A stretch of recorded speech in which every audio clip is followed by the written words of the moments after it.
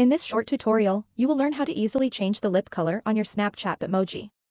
Changing the lip color on your Bitmoji can help you customize and personalize your avatar to better match your style or mood.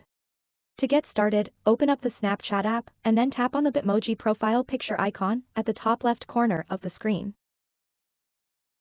After that, tap on this button.